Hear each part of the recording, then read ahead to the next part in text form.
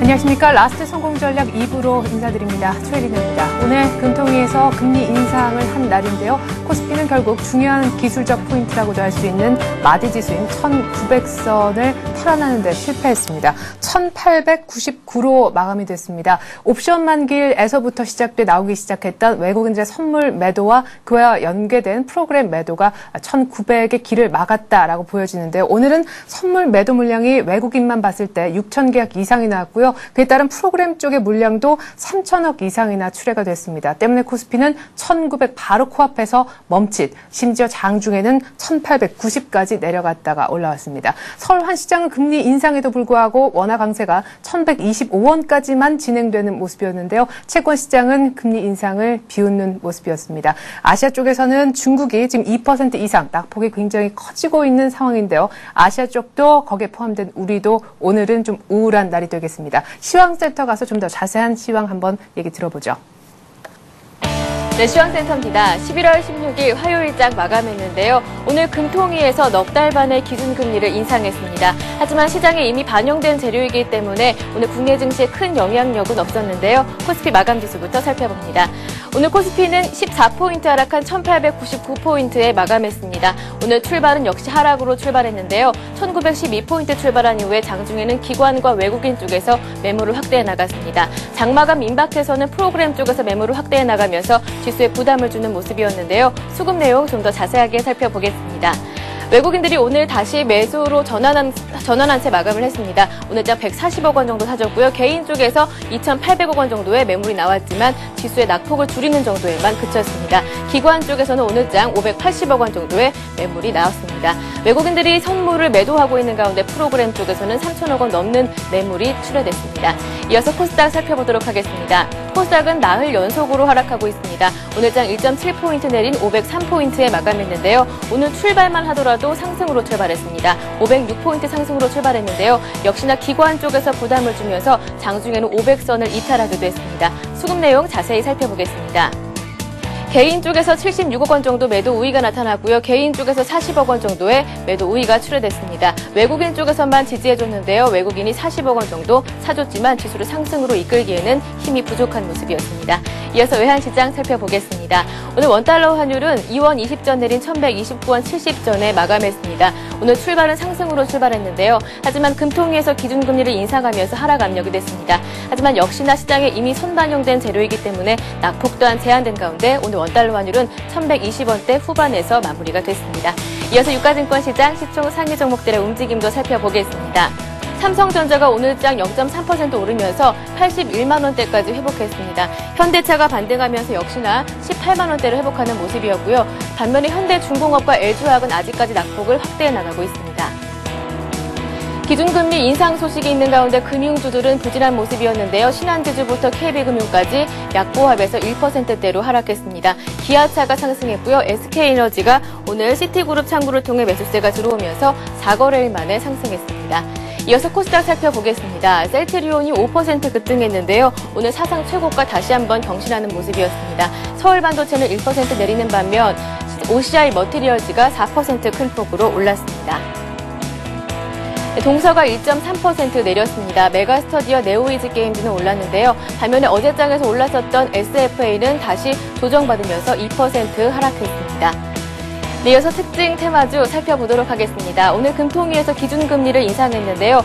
기준금리 인상 수혜주로 떠오르는 은행주와 보험주들은 지지부진한 움직임이었습니다. 먼저 은행주 살펴보도록 하겠습니다.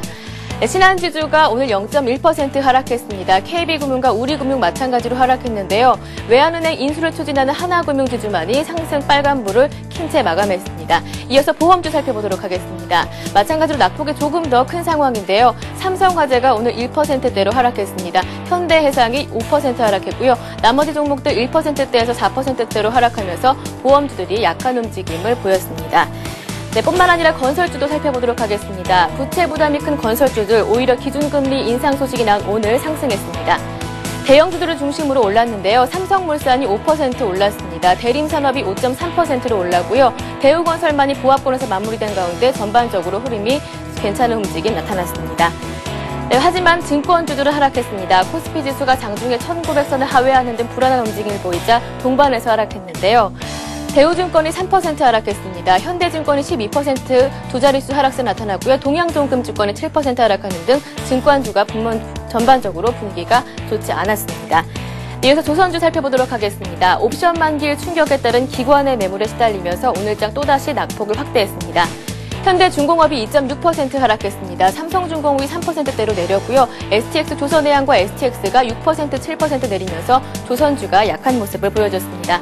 네, 마지막으로 현대그룹주 살펴보도록 하겠습니다. 현대건설의 인수 우선 협상 대상자로 선정됐는데요. 하지만 주가는 하락했습니다.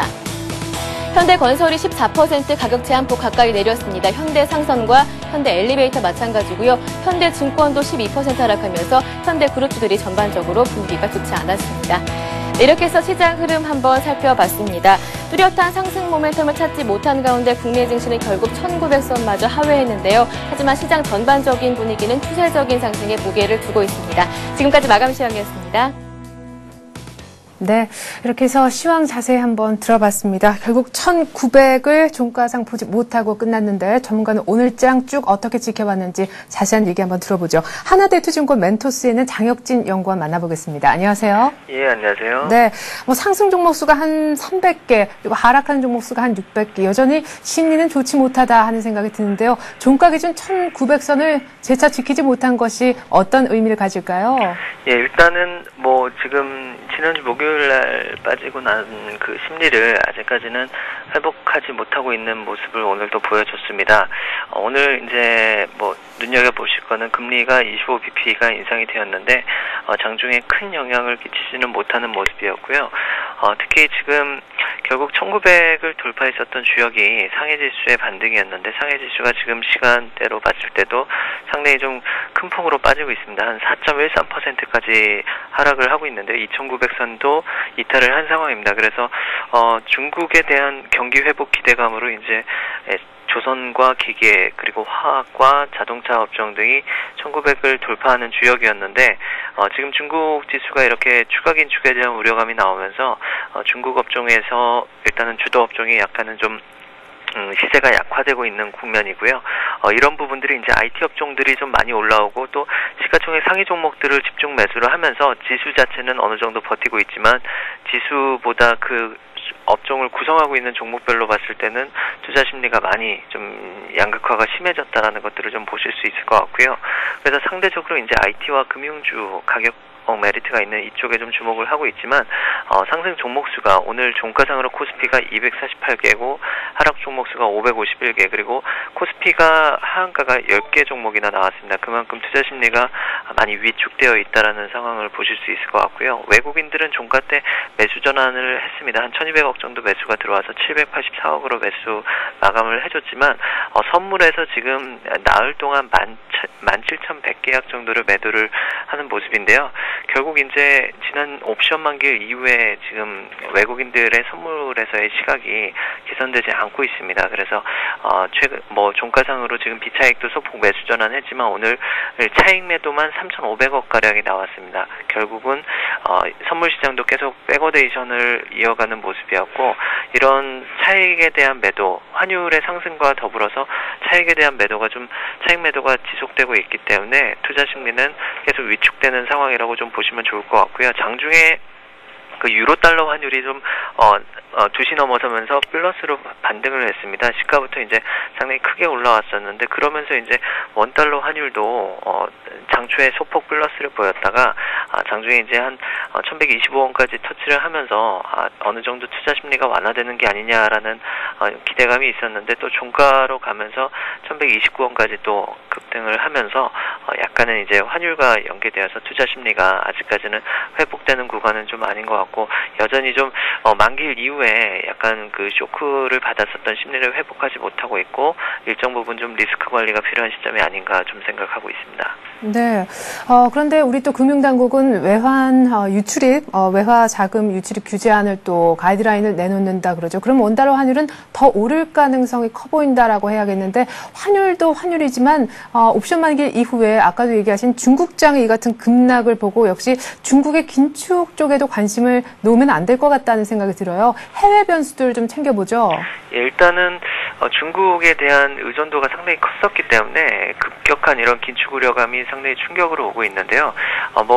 지금 추가적인 금리 인상, 지난달에 금리 인상을 하고 나서 추가적인 금리 인상은 불가피하지 않나 싶은데, 왜냐면 소비자 물가 지수랑 생산자 물가 지수가 예상치보다도 0.4%나 훨씬 높게 나왔습니다. 그래서 물론 이제 그 물가 지수의 60%를 구성하는 돼지고기 가격이 많이 좀 뛴 영향도 있었겠지만, 그래서 일각에서는 금리 인상 폭이 이번에 한 번에 100bp까지도 올릴 수 있다라는 이야기들도 나오고 있고요. 또 한편으로는 올해 2010년 중국에서 신규 대출을 7조 5천억 위안으로 잡아놨는데 현재 10월까지 6조 9천억 위안으로 이미 지금 대출 한도를 거의 도달을 했기 때문에 이제 긴축을 할 수밖에 없다라는 논리인데, 그런 부분들보다는 사실 약간은 좀 오버페이스를 보이고 있는 것 같고요. 다만 이제 글로벌 시장에서 봤을 때 지금 G20가 끝나고 나서 자금이 이머징에서 약간은 좀 단기적인 차익 실현세가 나오고 있는 것들이 아닌가 좀 생각을 하고 있습니다. 그래서 경기가 어느 정도 큰 폭으로 상승하는 구간에서 금리 인상은 악재라고만 볼 수는 없는데, 지금 시장에서는 좀 지나치게 금리 인상이 100bp가 한 번에 될 수도 있다라는 그런 우려감은 약간 좀 오버가 된 것이 아닌가라고 생각하고 있고요.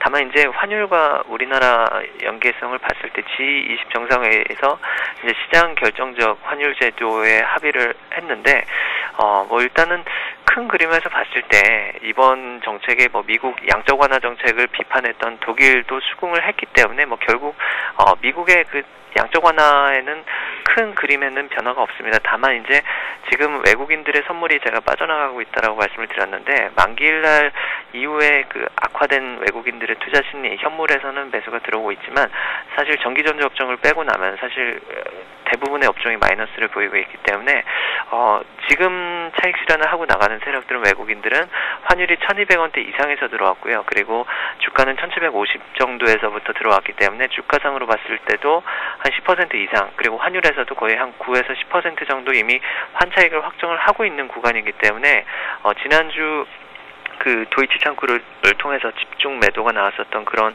외국인들의 매도 심리가 어떻게 보면은 다른 외국인들 세력들에게도, 외국인 투자자들에게도 그런 좀 증시를 일정 부분 수익을 확정을 해야 되지 않을까, 그런 트리거로 작용할 수가 있습니다. 그래서 지금 눈치 보기 싸움이 계속 이어지고 있는 구간이라고 보시면 좋을 것 같고요. 오늘 환율이 또 최근에 상승 구간에서 프로그램 매도가 계속 나오고 있는 것들, 지난주 금요일 날도 현물 매수가 지금 사흘 동안 들어오고 있지만 베이시스가 상당히 좋았었는데도 불구하고 차익에서는 공격적으로 매수가 들어오지 않고 있는 부분들이, 이런 외국인들이 여전히 좀 지금 차익 실현을 해야 되는지 그런 좀 눈치 보기가 이어지고 있다라고 보여지고요.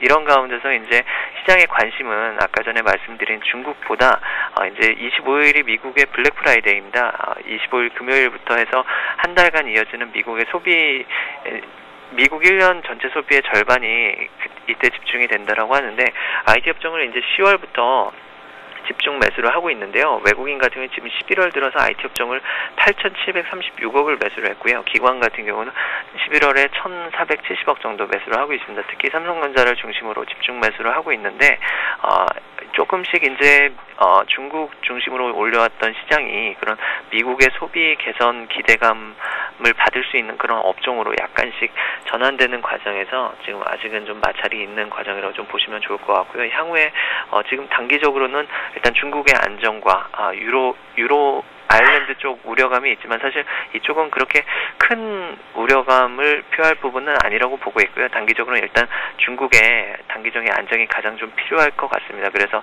중국이 안정되기 전까지는 일정 부분 좀 현금 확보를 통해서 리스크 관리가 좀 필요한 구간이 아닌가 생각하고 있습니다. 네. 자, 중국 변수도 지금 만만치 않게 부상을 하는 것 같고, 외국인들 수급도 선물 쪽 보니까 좀 걱정스럽다. 계속해서 리스크 관리라는 말을 반복하셨는데, 그러면 자동차 자동차, 화학 좀 잘 나갔었던 이런 종목들에서 좀 현금화를 해서 포트폴리오를 IT 비중을 늘리는 쪽을 결국 말씀하고 싶으신 건지요? 예, 일단 자동차 같은 경우는 약간 좀 예외가 될 수 있는데요. 오늘 현대건설의 M&A 우선 협상 대상자에서도 일단 제외가 되었는데 그런 부분들을 빼고라도 자동차 같은 경우는 중국 쪽 모멘텀으로도 볼 수 있지만 사실 최근에 올라오고 있는 논리는 미국 시장 점유율 확대와 신차 모멘텀이었습니다. 그래서 중국발 모멘텀이 상대적으로 좀 작은 상황이고 올해 중국 쪽이 부각되었던 미국 쪽이 부각되었던 계속 주도주 역할을 하고 있기 때문에 또 최근에 이제 환율이 상승하는 국면으로 좀씩 가게 되면은 IT와 자동차들이 이제 환율에 대한 부담감을 좀 덜어낼 수 있기 때문에 수출 확대에 대한 이야기가 또 나올 수가 있습니다.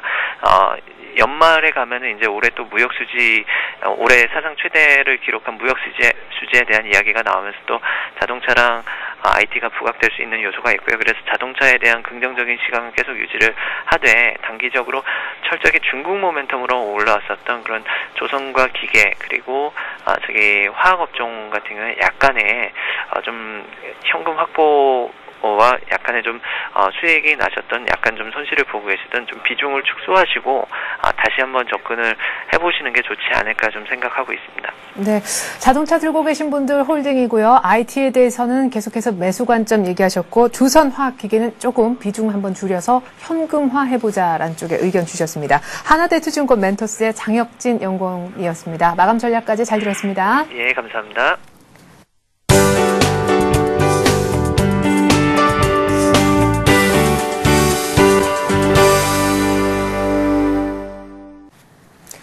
이 시각 주요 뉴스입니다. 현대그룹이 현대건설 매각 우선 협상 대상자로 선정됐습니다. 현대건설 채권단은 오늘 오전 서울 웨스턴 조선호텔에서 운영위원회를 열고 매각 우선 협상자로 현대그룹을 선정했다고 밝혔습니다. 이에 따라 현대그룹과 인수를 놓고 경쟁을 벌인 현대차그룹은 일단 현대건설 인수에서 멀어지게 됐습니다. 현대그룹이 현대건설을 최종 인수하면 그룹 경영권은 탄탄해질 것으로 보이지만 재무 부담은 가중될 전망입니다. 금융권에선 현대그룹이 5조 원대 중반대를 인수가로 제시했다는 관측을 내놓고 있습니다. 채권단은 이달 중 현대와 매각 양해각서를 체결하고 본실사와 계약을 내년 1분기까지 마무리 짓는다는 계획입니다. 한국은행 금융통화위원회가 넉 달 만에 기준금리를 0.25%포인트 인상했습니다. 금통위는 오늘 정례회의를 열어 통화정책 방향을 논의하고 기준금리를 연 2.5%로 0.25%포인트 올렸습니다. 금리 인상은 지난 7월에 이어 넉 달 만입니다. 다만 중소기업 대출을 위해 쓰이는 총액 한도 대출 금리는 연 1.25%를 그대로 유지했습니다. 금통위가 이날 기준금리를 인상한 것은 물가 불안의 우려가 커지고 있다는 판단을 했기 때문으로 보입니다. 김중수 한은 총재는 특히 금통위 회의 이후 기준금리 인상에도 현재 정책금리는 여전히 완화적이라고 밝혀 추가 금리 인상 가능성을 시사했습니다. 하나금융지주가 외환은행 인수를 추진하고 있습니다. 하나금융지주는 오늘 미국계 사모펀드인 론스타와 외환은행 인수 협상을 벌이고 있다고 밝혔습니다. 김승유 하나금융지주 회장은 이와 관련해 외환은행 인수 여부에 대한 최종 의사결정을 26일 이전까지 내릴 것이라고 말했습니다. 김 회장은 또 외환은행과 우리금융 둘 중에서 한 곳을 인수할 것이라고 밝혀 외환은행을 인수하면 우리금융 인수전에는 참여하지 않을 것임을 분명히 했습니다. 하나금융은 인수협상이 타결될 경우 외환은행 인수자금을 유상증자를 통해 마련할 계획인 것으로 알려졌습니다. 내년부터 일자리 나누기를 통해 고용을 창출하는 기업에겐 정부가 신규 채용 인원 1인당 연간 최대 720만 원을 지원합니다. 고용노동부는 오늘 고용창출 지원사업 개편안을 담고 있는 고용보험법을 개정해 일자리 나누기를 내년부터 지원할 예정이라고 밝혔습니다. 일자리 나누기에는 일자리 순환제나 교대 근로제, 근로시간 단축 등과 같은 방식이 포함됐습니다. 정부 지원안에 따르면 신성장 동력 분야의 상시 근로자 10인 미만인 창업기업이 실업자를 채용할 경우 2명까지 1인당 연간 최대 720만 원이 지급됩니다. 신성장 동력 분야는 신재생에너지, IT 융합 시스템, 로봇 응용, 콘텐츠 소프트웨어 등입니다. 네, 안타깝게도 옵션 만기 후 시장이 좀 우물쭈물하고 있는 모습입니다. 오늘 다시 종가가 1,899포인트로 그렇게 의미 있고 지켜야 한다는 1,900을 도달하지 못했습니다. 무엇보다 외국인들 선물의 매도 규모가 걱정이라는 우려 목소리가 공통적으로 나왔는데요. 옵션 만기 이후 최대 규모의 외국인 선물 매도 6천 계약 이상이 출회된 날입니다. 내일 또 어떤 변수가 우리 증시에 발목을 잡을까요? 중국장이 급락하고 있다는 것, 1시간 정도 후에 나올 중국 증시 마감도 꼭 한번 체크해 보시기 바라겠습니다. 그럼 내일 다시 오겠습니다.